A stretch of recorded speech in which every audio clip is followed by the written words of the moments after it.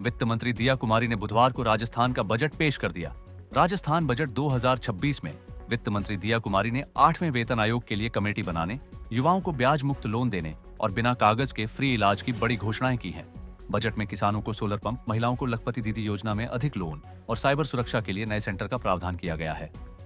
दिया कुमारी ने विधानसभा में अपना तीसरा पूर्ण बजट पेश किया। लगभग 3 घंटे तक चले इस भाषण में उन्होंने सरकारी कर्मचारियों, किसानों, महिलाओं और युवाओं के लिए कई महत्वपूर्ण घोषणाएं की। बजट में बुनियादी ढांचे के विकास और स्वास्थ्य सेवाओं को बेहतर बनाने पर खास जोर दिया गया। वित्त मंत्री ने प्रदेश के लाखों सरकारी कर्मचारियों को खुश करते हुए 8वें वेतन आयोग के गठन के लिए एक हाई पावर कमेटी बनाने का ऐलान किया। इसके साथ ही प्रशासनिक सुधार के तहत उपनिवेशन विभाग को खत्म कर उसका विलय राजस्व विभाग में करने का फैसला लिया। इसके अलावा महिला कर्मचारियों को तनाव मुक्त रखने के लिए कार्यालयों में उनके 6 महीने से 6 साल तक के बच्चों की देखभाल के लिए चरणबद्ध तरीके से शिशु वात्सल्य सदन यानी क्रच खोले जाएंगे। स्वास्थ्य क्षेत्र में सरकार ने मानवीय कदम उठाते हुए घोषणा की है कि अब बिना दस्तावेजों वाले मरीजों को भी राजस्थान में मुफ्त इलाज मिल सकेगा। सड़क दुर्घटनाओं में त्वरित सहायता के लिए राज्य सुरक्षा योजना शुरू होगी, जिसके तहत नेशनल हाईवे पर एम्बुलेंस तैनात रहेंगी। साथ ही मानसिक स्वास्थ्य के लिए राज ममता कार्यक्रम और एसएमएस अस्पताल में नया मेंटल हेल्थ सेंटर खोला जाएगा। पिछले 2 सालों में भी हम लोगों ने कुछ भी इस तरह की घोषणाएं नहीं की हैं, कोई फ्रीबीज किसी को नहीं दिए हैं, इस बार भी नहीं दिए हैं। हर प्रकार से हर सेक्टर को और कैसे मजबूत बनाया जा सकता है, आत्मनिर्भर बनाया जा सकता है, और योजनाओं के माध्यम से कैसे हम नागरिकों को जोड़ सकते हैं जिससे उनको डायरेक्ट लाभ मिले, वो पैसा फिजूल ना हो। मतलब इस सरकार का पैसा है, सही व्यक्ति के पास जाए, सही व्यक्ति को उसका लाभ मिले, तो उस पे हम लोगों ने फोकस किया गया। इंफ्रास्ट्रक्चर पे अगेन बहुत अच्छा इस बार फंड दिया गया है, हेल्थ को भी दिया गया है, किसानों कृषि को भी दिया गया है, ग्रीन बजट भी इस बार अच्छा बड़ा दिया है।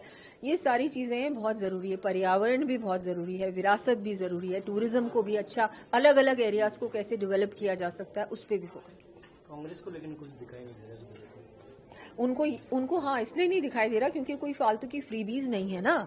उनको सिर्फ वही समझ में आता है। देखिए, जब आपकी सोच सीमित हो, अगर आपकी सरकार के समय लोगों को सिर्फ कि भाई ये फ्री दे देंगे, ये फ्री दे देंगे, उसके अलावा कुछ दिया ही नहीं, आपने आत्मनिर्भर नहीं बनाया राजस्थान के नागरिकों को, आपने सरकार पे डिपेंडेंट बना दिया है। सरकार पे डिपेंडेंट नहीं होना चाहिए। भर्ती परीक्षाओं में पारदर्शिता लाने के लिए एनटीए की तर्ज पर राजस्थान अपनी नई राजस्थान टेस्टिंग एजेंसी बनाएगी, जो ऑनलाइन और ऑफलाइन दोनों परीक्षाएं कराएंगी। युवाओं को आत्मनिर्भर बनाने के लिए 30,000 छात्र छात्राओं को 10 लाख रुपए तक का ब्याज मुक्त लोन दिया जाएगा। साथ ही युवाओं को विदेशी भाषाओं अंग्रेजी, जापानी, कोरियन की ट्रेनिंग भी दी जाएगी। इसके अलावा 5,000 होमगार्ड की भर्ती की घोषणा की गई है। किसानों को 25,000 करोड़ रुपए का ब्याज मुक्त फसली कर्ज दिया जाएगा। आगामी वर्ष में अल्पकालीन फसली ऋण योजना के तहत 35 लाख किसानों को 25,000 करोड़ रुपए का कर्ज बांटा जाएगा। इस कर्ज पर लगने वाले ब्याज का बोझ लगभग 800 करोड़ रुपए सरकार खुद उठाएगी। अगले साल 50,000 सोलर पंप लगाए जाएंगे। कृषि यंत्रों, फार्म पॉन्ड, डिग्गी निर्माण और तारबंदी पर बड़े अनुदान की घोषणा हुई है। चूरू समेत खारे पानी वाले इलाकों में झींगा पालन करने वाले किसानों को सस्ती बिजली मिलेंगी। 5 लाख पशुपालकों को दूध पर बोनस भी दिया जाएगा। कृषि विश्वविद्यालयों में भर्ती की जाएगी। कृषि शिक्षा और रिसर्च को गति देने के लिए विश्वविद्यालयों के खाली पद भरे जाएंगे। पहले चरण में 443 रिक्त पदों पर भर्ती की जाएगी। सौर ऊर्जा को बढ़ावा देने के लिए अगले साल 50,000 नए सोलर पंप भी लगाए जाएंगे। मुख्यमंत्री लखपति दीदी योजना में कर्ज सीमा बढ़ाकर 1.50 लाख रुपए कर दी गई है। वहीं महिला स्वयं सहायता समूह अब 1 करोड़ रुपए तक का लोन ले सकेंगे। रूरल वुमन बीपीओ, राज सखी स्टोर और नए महिला पुनर्वास केंद्र खोलने की भी घोषणा हुई है। आंगनबाड़ी केंद्रों के लिए मरम्मत, बिजली कनेक्शन और नंद घर अपग्रेडेशन पर सैकड़ों करोड़ खर्च होंगे। कॉलेज छात्रों के लिए ड्रीम प्रोग्राम शुरू किया जाएगा। 50,000 छात्रों को इसका लाभ मिलेगा। युवाओं को अंग्रेजी, जापानी और कोरियन भाषा की ट्रेनिंग दी जाएगी। एआई स्टार्टअप प्रोग्राम और नए टेक्नो हब भी बनाए जाएंगे। मेधावी छात्रों को लैपटॉप/टैबलेट के लिए 20,000 रुपए का ई वाउचर, 40 लाख बच्चों की यूनिफॉर्म के लिए 250 करोड़ और छात्राओं को साइकिल के लिए ई वाउचर और 20,000 स्कूलों की मरम्मत के लिए 550 करोड़ रुपए खर्च किए जाएंगे।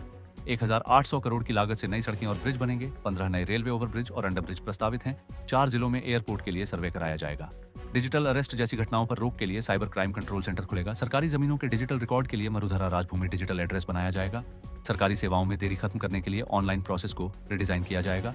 अगर तय समय सीमा में निर्णय नहीं हुआ तो उसे विभाग की मंजूरी मान लिया जाएगा। सीकर, झुंझुनू और भरतपुर डी क्षेत्र में नए एयरपोर्ट बनाने के लिए स्टडी शुरू होगी।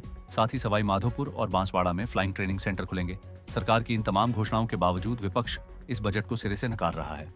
कांग्रेस के नेताओं के मुताबिक बीजेपी सरकार के इस बजट से किसानों, युवाओं और महिलाओं को कोई खास फायदा होने वाला नहीं है। ब्यूरो रिपोर्ट, राजस्थान तक।